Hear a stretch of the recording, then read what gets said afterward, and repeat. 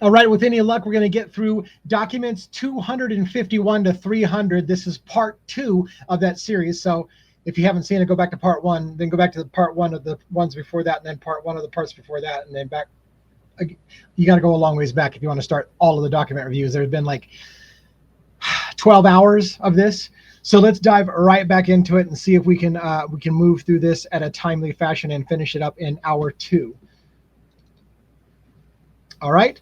Now, Brett Payne, this is from 5/7/2024. On Tuesday, March 7th, 2024, I burned the following emails totaling 2,991 in total to disk. And these, I believe, are about police officers that are involved with MPD, because there's I want to say, is it an investigation? Is it an inquiry? The defense wants to know all of the communications between police officers. And is that standard? Maybe it's standard, but there seems to be something that's, in my mind, has happened in which the defense is looking into possible, what I would call Brady violations. This is something that the police officers have done that is basically withholding exculpatory information for Bryan Kohberger. These are a lot of big words, right? So let's break this down. Brady violations, exculpatory information. What that means is, if police officers have some key type of information that they are purposely overlooking that would lead to reasonable doubt that Bryan Kohberger was the guy, and they're overlooking it, ignoring it, or trying to suppress it so the defense doesn't even know about it, that would be exculpatory information and possibly a Brady violation. Or a Brady violation could also be a law enforcement officer who has some sketchy dealings in their past and may not be a trustworthy person. That could be also a Brady violation. So what happens is we're having some kind of investigation, it looks like, by the defense looking into police officers, asking for their mail, even their personal instant messages, including all officers that were on duty the days of the murder and where they were at what times, which is an interesting fishing expedition. I guess if you want to be able to do a fishing expedition against Bryan Kohberger to find anything and everything you can find about them, then turnaround is fair play to do a fishing expedition on the Moscow Police Department. So Martin, Barrett, Smith, Dellinger, Hathaway, Vargas, Fox, Fry, Mowry, all names associated with MPD are on this list. They're looking for, these emails were saved for each officer and then converted to a PST file and basically given over to a disk for the defense to review. So what are they looking for? Inquiring minds want to know.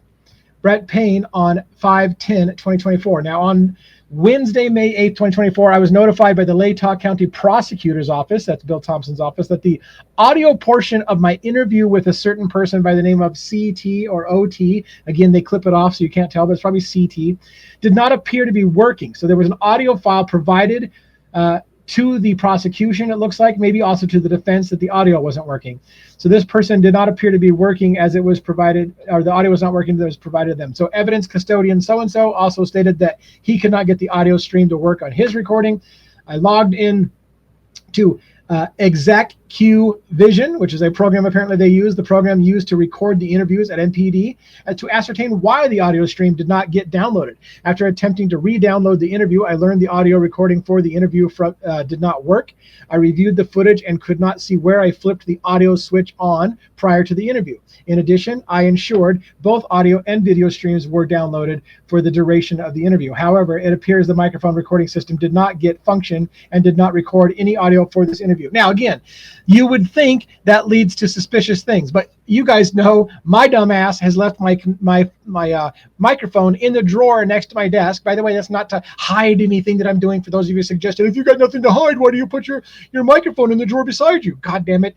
The only reason it's in the drawer beside me is because I'm trying to clear my desk, which has very minimal space. So when I'm playing computer games, in case you must know, I need the microphone out of the hands so that I can type on my keyboard. If the microphone's right in front of my way, I can't do it. So there, you need to know my personal business. You're in my personal business. That's why the microphone is in the drawer, not because I'm doing something suspicious. And likewise with police officers, if he forgot to flip a switch to turn on the audio, I'm not going to fault him for that because I've done that as well. So could it have been misconduct? Could it have been that they didn't want the audio to be there? Could it have been that? It could, but I would be a hypocrite if I didn't point out that I make mistakes all the time. I can't tell you the number of times I've recorded an entire hour-long video only to find out that my microphone was in the wrong place and it sounded like shit, and I had to decide whether to re-record the whole thing or not. Did I hit that hard enough? This will never come to see a light of day. There will be no trial. We will not talk about this. No one is probably ever going to answer your question, I think. Maybe somebody just needs to ask direct question. Get fucking Brett Payne on TV and say, hey, what about that ballistics thing? What was that all about? Did Koberger have a gun?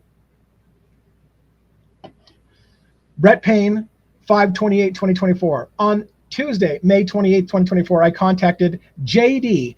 This is, I believe, Jack DeCour. Also super, super interesting to me. Earlier, we had heard Jack DeCour may have been having a mental health decline after his girlfriend, Kaylee Gonzalez, broke up with him. There was indications from somebody who knew Jack DeCour that said he was having mental health problems. He was having a really hard time dealing with the breakup, despite the fact that numerous sources on TV, Howard Bloom's book, When the Night Comes Falling, all these things want to tell us things were great between Jack and Kaylee. There was no hard feelings. It was a mutual separation. And yet someone indicated Jack DeCour had mental health issues and was taking it hard that his girlfriend had left him. The girlfriend, the love of his life, was going to leave, move to Texas, move in with another guy, take their dog, all that stuff, which I've maintained would be a pretty damn good reason why somebody is fucking pissed and thinks, if I can't have her, no one will. Although, again, I'm not saying Jack DeCour did anything for F's sake. I'm just saying it's questions law enforcement needed to look into. And maybe, just maybe they did, as we see here. On Tuesday, May 28th, 2024, I contacted Jack DeCour via telephone to clarify whether or not he had ever sought counseling help through the University of Idaho. DeCour told me, I'm going to say it's DeCour. I don't know this is JD, Jack DeCour. I think it's DeCour. It goes along with the other story about him seeking mental health.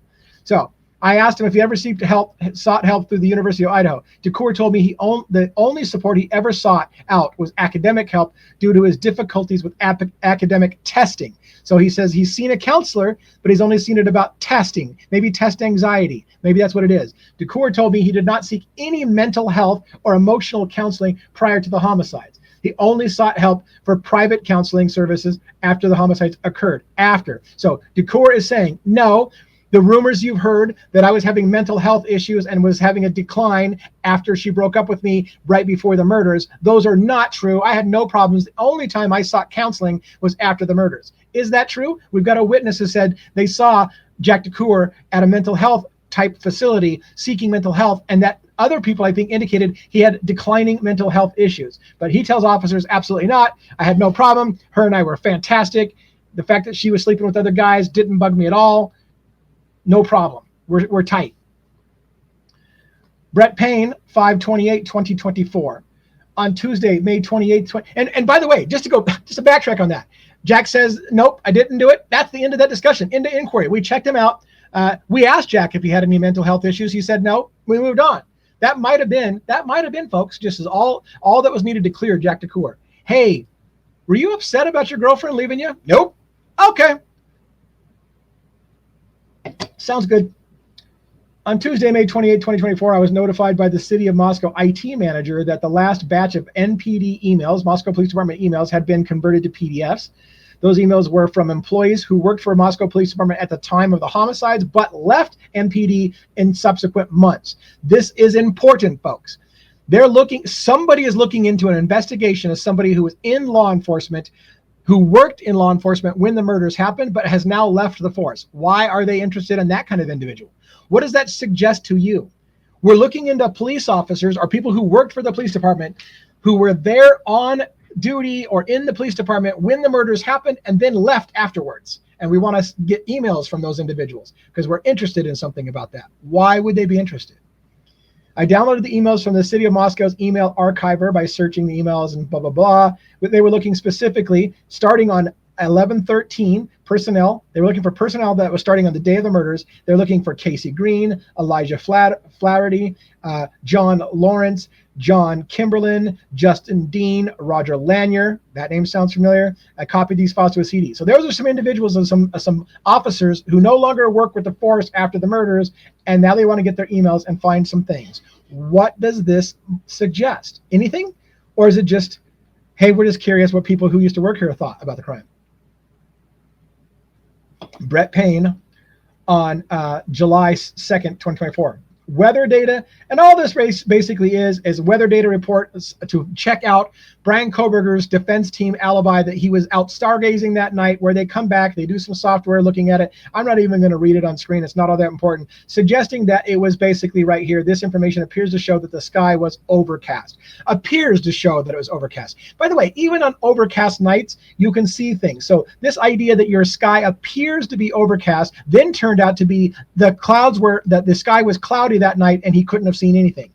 There's a big difference between the sky might have been overcast or appeared to be overcast and it was super cloudy that night and you couldn't see anything. We've seen videos, by the way, of stars that were from that night taken, so it is not completely overcast. It was partly overcast. But again, mainstream media portrayed it as this is a Hail Mary by the defense.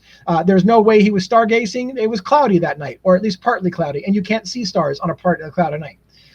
Now, Rep Payne on July 2nd, reporting an incident on June 26. On June 26, I requested assistance from the City of Moscow IT manager to determine what logins may have been created for use on Moscow Police Department computers by other agency personnel, FBI or Idaho State Police. Listen to this. This is more of this very, very weird, suspicious phishing type investigation that's going on. Now they're looking not only for first they want to know what officers were working that night, what cars they were driving that night. They want to know what officers worked for the police department and then left shortly after. And now they're looking for who was accessing Moscow Police Department's computer systems and who logged in at what times, including who logged in from other agencies like the FBI or Idaho State Police. In other words, it seems to me the police department itself has uncovered something suspicious, and they're looking into other law enforcement officers to find out what's happened. And I don't even think this lines up with the date of the so-called Hitler saying, find out who's been leaking stuff to the press. This is before that leak, in my opinion. So somebody's looking for former officers, login information, who's doing shit on their system, because there seems to be something going on. And they're concerned about it. I'm just following the paper trail. Maybe I'm just creative at this and I'm making shit up. But it seems to me that they're following a paper trail, finding out who did something. But what it is they do, we're not going to know. So this person told me the following names were created. So certain account names were created during the time frame of the day of the murders through December 30th of that year. So there were certain accounts they're looking for that actually got created during the time frame, from the murder on. Did somebody create an account and export data from the police department to outside sources, which later on get leaked to the media?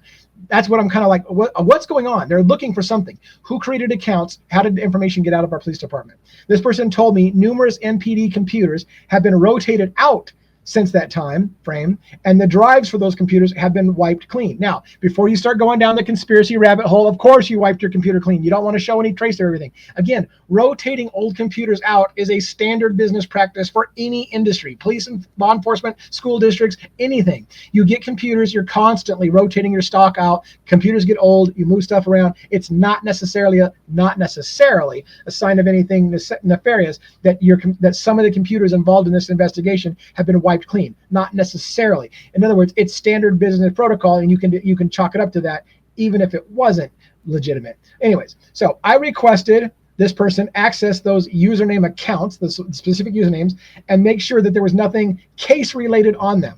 So we've got names of people who created accounts right after the murders. They're concerned about those accounts. They want to make sure those accounts didn't talk about anything on those accounts that were related to the case. I spoke to this person on 7/2/24, and he told me he had checked those usernames and that there was nothing related to the case pertaining to any of those accounts. I will request all MPD personnel access the workstations that they remember using during the time to further verify there is nothing evidentiary found. So they're continuing to look. It's like they're looking to make sure everyone who still has access to computers doesn't have something missing on their hard drive somewhere. What are they looking for? Is it just doing their due diligence on behalf of the defense, making sure the defense has good discovery because they care so much and want to make sure that the defense has gotten everything? Or are they looking for a problem? Are they looking for a problem and they're trying to make sure they don't need to cover up a problem? Now that last cover up part makes them sound like they're doing something nefarious. I don't know. Maybe they're looking into a problem to see if there's somebody that needs to be reprimanded. It could be a positive thing. Brett, I hope you follow this logic. I know it sounds super confusing. Even when I'm saying it, I'm like, that doesn't make any sense to you, does it? Anyways, Brett Payne 72. Not to say that you're stupid. I don't think you're stupid. I know you can follow along. I'm just saying whether am I articulating myself enough for you to follow my logic? It's not your fault. You're a bright person. I'm not saying that you're dumb. I'm saying am I a good enough communicator that I'm articulating my thought process to you? Because my brain's a mess sometimes. All right, Brett Payne on 7/2. He's talking about an event on June 20th, 2024. I received an email containing voice tip references and referencing this case. I listened to the file. The woman stated her name was HH, with a phone number of such and such. H stated that she had information that could clear Kohberger of the homicides. Woo! Somebody calls into the police tip line and says, I have information that can clear Kohberger of the homicides. Now I'm paying attention, but she did not state what that information was and requested a phone call. She leaves a message, please call me back at whatever. So that was on June 20th. It takes them over a week to call back to find out what she has that would clear Brian Kohberger's name. I attempted to call H to do an interview with her about her statement. She did not answer, but there was the option to leave a voicemail through the message, though the message did not state who the number belongs to. I left the voicemail with my work cell phone number and identified who I was. I requested H call me back. At the time of this report, I have not received a phone call from H. I will author an additional report if I'm able to contact H. So somebody calls in, says they can clear Kohberger, and then the case went cold, or that lead went cold so far. Now, I haven't finished all the documents, but I'm almost done. I think I've only got about 16 left to do. Brett Payne on 7/24/2024. On Wednesday, July 10th, 2024, Sergeant Gilbertson and I met via Zoom with somebody named M. Her blank and their blank RM referenced the green and pink jacket that was tested by defense counsel in this case. So there's a green and a pink jacket that had been tested by defense in this case. The interview was not recorded. It should be noted that the jacket was initially not collected as evidence and was turned over to a certain person's family. Is that now again, when they redact a name, it's not a victim because the victim's names are unredacted. So this could it be like Mortensen? Could it be Dylan Mortensen's family? I don't know. But anyways, this jacket, which wasn't booked into evidence, was asked about by defense. What about this jacket? What about the jacket though? That's what the defense is saying. What about this jacket though? They're like, I don't know. We didn't book that jacket into evidence. So the box the garment was later returned to MPD upon defense counsel. My entire house just shook with some thunder outside. We better rush this shit through. We're not going to get it done. I asked this person with the last name of M if she had seen the jacket in question. M told me that the jacket did not look familiar at all, and her mother stated the same thing.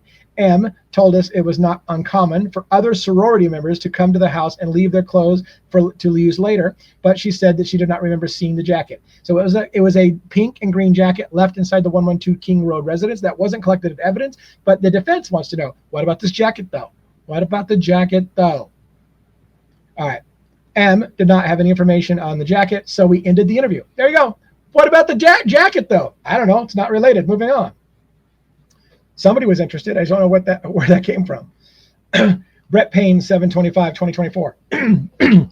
On Tuesday, July 16, 2024, Special Agent Hill, that's S.A. Hill, Special Agent Hill delivered 3 internal hard drives to Moscow PD. These drives were prepared by the FBI Information Technology Office, IT, and turned over to Special Agent Hill for delivery. The drives were delivered to MPD, Moscow Police Department, and secured in secure temporary evidence storage until they were turned over to me by evidence technician so-and-so on July 25th. The 3 drives were labeled with the following information: Drive ID 1, pole camera footage, front entrance; pole camera footage, Lansdowne intersection; pole camera footage, Reed entrance. So somehow they're looking at some telephone poles cameras is what I'm anticipating. I just found it interesting. There really is not much to go on that. I just highlighting it because these are things that hey, what about that pole though? All right. Brett Payne, 7/25/2024. On July 25th, 2024, I was asked by the prosecution in this case to review my supplement number 73 to clarify where 94 samples were in relation to this supplement. Okay. As I had only listed 4 samples as being booked into evidence. Now, I had mentioned this in the previous video, and I had mentioned this many videos ago. When Jack Showalter's apartment was checked, there was blood on the outside of the door that tested for human blood, in my opinion. I believe that's why I believe that's where they got access to Showalter's apartment and collected more samples of blood inside Showalter's apartment, which was described as being on the toilet seat, on the shower, on the floor. Basically, a lot of places in Showalter's bathroom was blood, presumptively human blood. In that was a shocking statement. 94 blood samples were taken in all. Some of us went, OMFG. 94, it's a freaking bloodbath in that thing. What do you mean 94 blood samples? 94 blood samples? Now, later on, someone corrected and said, hey, by the way, wait till you read later, devil's advocates, you're getting all spun up for nothing. It was 4 samples. It was a typo. My first thought was typo my ass. 94 goes to 4, typo my ass. However, Murder Metal Mayhem pointed out 100% correct. It probably was a typo. And here's how the explanation goes. And so Murder Metal Mayhem, Pete Altieri, pointed out that on that report that said 94 samples were taken, were only 4 numbers listed of the samples. Not 94, 4 were listed. And then here's the explanation of what happened. I reviewed my supplement and readily recognized there was a typing error.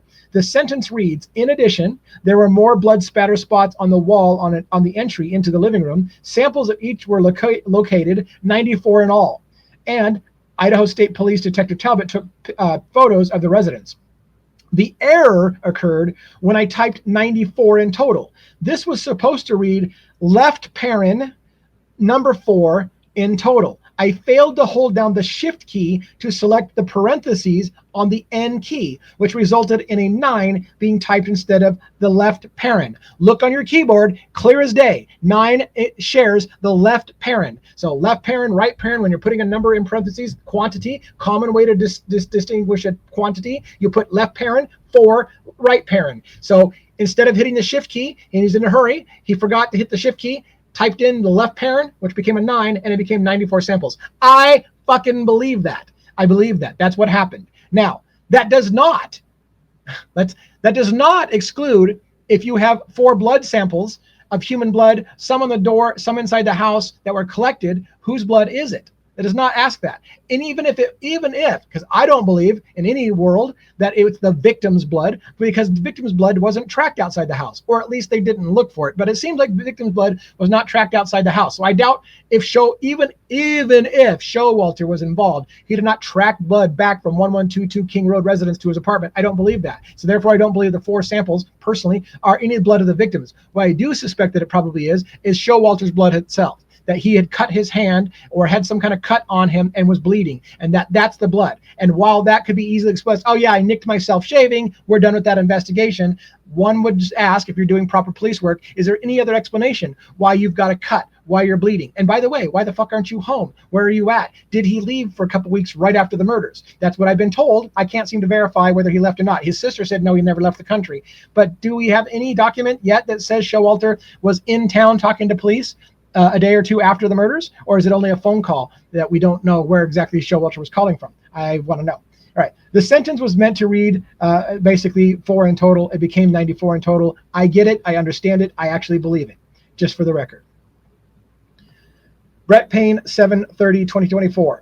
On June 29th, 2024, I attempted to contact a SG at some kind of place in reference to a tip that G had emailed to the tip line. G claimed to have information about Kohberger and a man named NT. G claimed to have tangible proof that Kohberger was framed. Wow. We've got people calling in saying, I got information that will exonerate, clear Kohberger. He didn't do it. Now we got somebody calling in saying, I've got information that he was framed and they can prove he was framed. Now, having said that, let me play devil's advocates with my own position.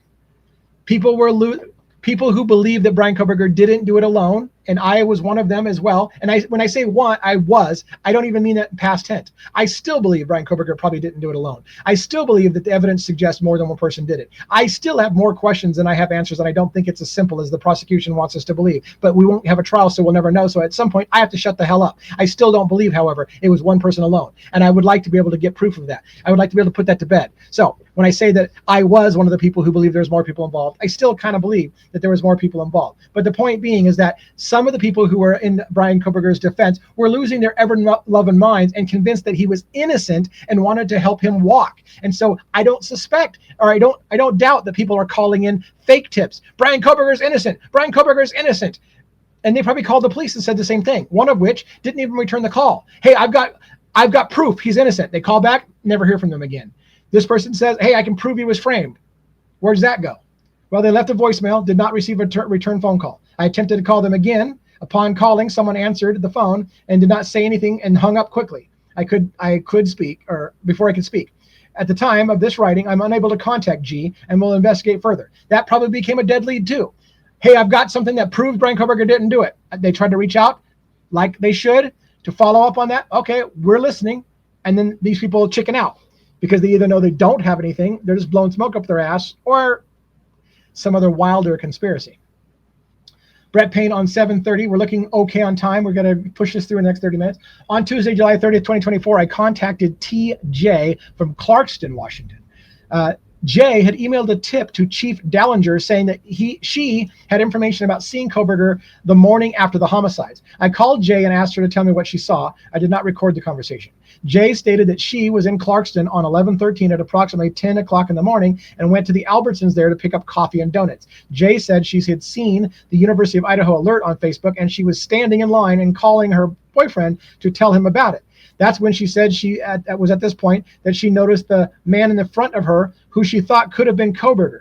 She said that the man was wearing khaki pants, brown shoes, a salmon-colored button-up shirt, and surgical COVID-type mask, and purple surgical gloves. So, is this Koberger all decked out in a surgical mask and surgical gloves down in that area? Does this coincide with an individual who saw what she thought was Koberger on the side of the road just past the Wolf Bridge, dumping, perhaps the implication is, the murder weapon? Is that what's going on? Did Koberger go down there? Did someone go down there? Was it even Koberger? Did someone go down there after the murders to dump the weapon along the Snake River or along the river? I've suspected it for quite a while that whoever did it dumped the weapon down there in that area in the Snake River or whatever. So is this proof of it? I don't know. We do know that they looked into the records of Brian Koberger and say that they did have him at Costco and Albertson area that day. So this could be him. And does that mean he was wearing a COVID type surgical mask and surgical purple gloves? I don't know. Did they ever show that in evidence that he bought those things from Amazon? I don't know. Now, she said she didn't think anything of it at the time, but thought she should tell law enforcement after seeing the photos of Koberger, and she did not have any further information. I thanked her for her time, and that conversation ended. Few more documents. We are okay on time. Let's see if we can press through this. Brett Payne, 7/30/2024. On July 2nd, 2024, I sent an email to the All Police Group via MPD's email. This group encompasses all current employees of Moscow Police Department. In the email, I requested all personnel log into any workstation that they have used during the investigation and check for anything on the computer that may be of evidentiary value in order to ensure there was no outstanding items. I was requested a response before the end of the following week if anything was found. Now, is this part of some sort of fishing type expedition to see if they're looking into some people who left the part, or is it just simply they're making sure to cross all their T's and dot their I's and make sure all the discovery is in and that we're good because we're putting this case to bed? Danny Vargas, 8/7/2024, Koberger's jail phone calls. We'll see that he had some messages on these dates, some cell phone calls on these dates. Just interesting that they're logging his calls, video, and a video visit. Brian Koberger had a video visit, maybe with somebody with the last name of M. I don't know if that's a last name, but it's video visits on 7/27/2023 at a certain time, and it has a something there. Redactions suck ass. Only like 6 documents left to go. Let's go. Let's go. All right, Brett Payne. Brett Payne, 8/7/2024. On Wednesday, August 7th, 2024, I requested the following information from the Whitcomb referencing a supplemental discovery request from Defense Counsel. So defense is asking for things. They're looking for item number 317, communication reports for all instant messages of Corporal Payne with dispatch and other users from 11/28 to 12/16. Why is that so fascinating? This is after the murders during a certain specific month, and the defense wants all instant messages between Corporal Payne and other police officers. Why? What do they think is going on? And how soon after this do we have a mistrial? We have a plea deal. A year. This is a year before we come to a conclusion in this case. Number 317 or 318. communication reports for all instant messages of Moscow police with dispatch and all other users on the date of the murder. So now they're looking for, and this is super suspicious, they want all information with Corporal Payne. Is it just because he's a central point of contact, and so they just figure if they get his phone, they got everybody else? That could be. Or are they singling out Corporal Payne because they think there's something interesting about Corporal Payne and they're looking at him specifically? And they want all information on all officers. So you would think if I get all officers, I've got Corporal Payne's as well. Looking for all communications and instant messages of Moscow police dispatched on 11/13. So let's pay attention to the weirdness of this request. They're asking for the date of the murders, all police officers. And then they're asking for Corporal Payne, specifically his instant messages between 11/28 and 12/16. They're very narrowly looking for something regarding to Corporal Payne. I would love to know what that shit is. They want to know every officer's instant messaging on the date of the murder, but they want to know Corporal Payne's going about on instant messaging between a very specific date range. What is that? What is it? Now, later on 8/7/2024, I received the requested documents from Whitcomb and attached them to the Spillman case. It should be noted that there were no instant messages matching this request from 11/28. The files are as followed. So Payne had a thread by instant message conversation in thread format, an instant message conversation on another date in conversation format, and on and on and on. So they got information about Payne and his instant messaging, only Payne. Why not other officers? What is going on with Corporal Payne? Lawrence, these are just questions. I'm not even answering. It's rhetorical questions, I guess, right? Lawrence Mowry, 8/8/2024. On July 22nd, 2024, I transferred 4 items previously secured in the Moscow Police Department Digital Forensics Lab to MPD evidence room. I received these items from the FBI, and they were placed into a secure storage upon receipt. Those 4 items were a Samsung phone belonging to Brian Koberger, spelled wrong, a Samsung hard drive belonging to Brian Koberger, spelled wrong, a Samsung Seagate hard drive belonging to Brian Koberger, you get the drill, and an Acer laptop belonging to Brian Koberger. So digital stuff, not all that important to the case. I just wanted to point out things that they had in their possession. I keep looking for this big document that I've already talked about too much. Okay, Dustin Blaker, 8/8/2024, report for an event on December 8th. So that's a month, after the murders-ish. I was asked to follow up on a tip submitted to the FBI from an unknown person in Kitsap County. The tip provided a male in his 60s was trying to entice children in Kingston, Washington, and was driving a white Hyundai Elantra with Washington plate numbers. And basically at the end of the day, and I think for the sake of brevity, we can just pass this, it ends up at the end of the day that this guy trying to lure children into his white Elantra is probably not Koberger. Surprise, surprise. And basically, no suspect was ever identified in the case from Kitsap County, and nothing in this tip led them to believe it's related to the homicide. I kind of agree. I thought it was an interesting story. I'm not going to get creepy with that. Let's just go. Brett Payne, 8/13/2024. Eugene, Oregon, white Elantra. Many people have talked about the crashed white Elantra in Eugene, Oregon. On Tuesday, August 6th, 2024, I received another discovery request from the defense counsel in this case, asking for documentation about a tip received and later acknowledged in an MPD press release about a white Hyundai Elantra that was found in Eugene, Oregon. So the defense and Taylor's team is asking for them to elaborate on this tip they were following up on at one point about a crashed white Elantra in Eugene, Oregon. The FBI tip line also received numerous tips about this vehicle. It was found that no report was written at the time, which documented which information was obtained by the investigative team. However, the vehicle was deemed to be irrelevant to the investigation. So, Ann Taylor's heard about the stories that we all heard about the car in Oregon, that she knows that they got a tip about it. So where's your report? Oh, we didn't make a report. We had determined it was irrelevant and didn't write a report, essentially. In order to obtain the information likely used to make this determination, I contacted Eugene PD and requested any information they had about the white Elantra. I later received a secure email from EPD containing, that's the Eugene Police Department, containing 4 attachments. The first was a press release about the vehicle. The other were 3 incident reports about the vehicle. The white Elantra had Colorado plates. It was involved in a crash on 12/17. So that's a month after the murders in Eugene, Oregon.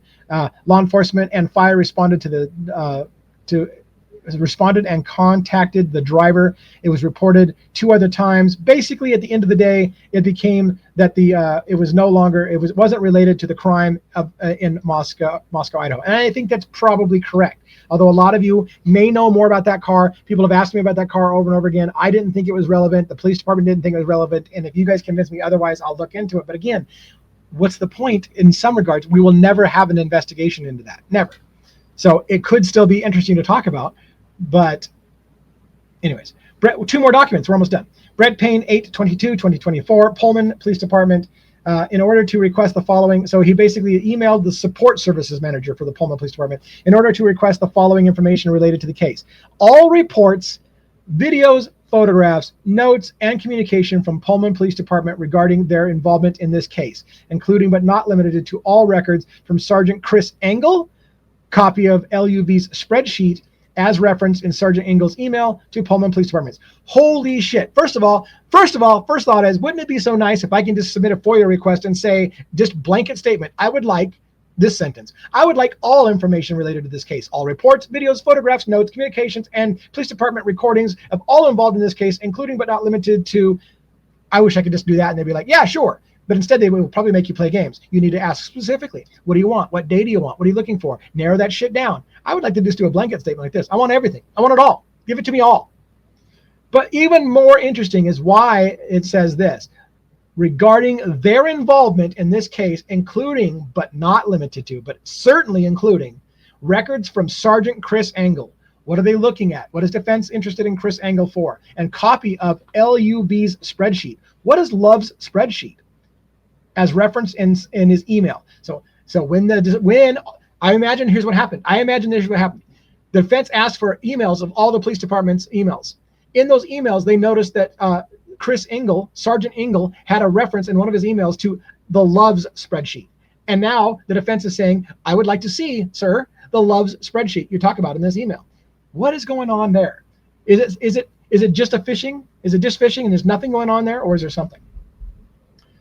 This information was requested by defense counsel in the case on Monday, August 19th and Tuesday, August 20th. I received the requested information. The files provided contained extensive email correspondence related to the search for Koberger's name in Pullman Police Department email systems, spreadsheets from OFC or Officer Love. So there's what Love is. It's Officer Love St. Andrew. I think that's his full name, Officer Love St. Andrew, Andre, and Sergeant Engel. So MPD vehicle lists, the Axum body camera download, et cetera, et cetera, et cetera. So they're looking for this stuff. Were those officers involved in something? We will never know, because there will never be an investigation, or there will never be an inquiry. Those officers would have been, if there had been a trial, Hippler told Ann Taylor she's allowed to inquire into law enforcement further. So if she could have gotten Engel on the stand, she could be like, hey, can you talk to us more about this? Can you talk to us more about that? And that would have been allowed. Another reason why we're not having that trial is so that doesn't happen, in my opinion. Last document, and then we'll wrap up. Dustin Blaker, 8/27/2024, a text between myself and D and B. I think this will be Dylan and Bethany. That's who I think the texts were. So now Dustin Blaker is talking about texts between himself and Dylan and Bethany is what I'm going to say. All right. So on August 27, I received email from MS in reference to discovery requested, item number 407 in discovery. So Ann Taylor submitted a list with at least 407 items of requested stuff, and she's asking for something specifically, which is text messages communications between DM, Dylan Mortensen, and myself, and 408, so there's at least 408 requests, text communications between myself and BF, Bethany Funk. I went through my phone and found the text conversations that I had with D and B, Dylan and Bethany, back in 2022. I took screenshots of the text and have electronically attached them to the case. I've also sent digital copies for the discovery purpose. So somebody's interested in what the girls were talking to Dustin Blaker about, right? Text messages between himself and survivors in the case. And that is it for now. There are only about 15, 16, maybe 17 documents, 300 through 315, 16 or 17, somewhere in that. So I'm going to do those later. We are nearing the end of the big document dump. I'm way behind other content creators' videos and comments. I wanted to do it fresh with my own take and my own spin. If you've heard it all before, great. If you haven't, if you heard something new, let me know that I do tell you something from time to time that somebody else hasn't said. I would appreciate that, because I want to know if I'm just regurgitating shit everybody else says. Again, I don't watch their stuff first, so I'm not regurgitating it. It's more, are we seeing the same things? Or did I come up with a question that you hadn't heard somebody else ask? If so, let me know, because then I'll be like, oh, cool, I have some insights. If not, if I'm wasting your time, also let me know. And if I'm an asshole, don't let me know. I don't care. Talk to you later.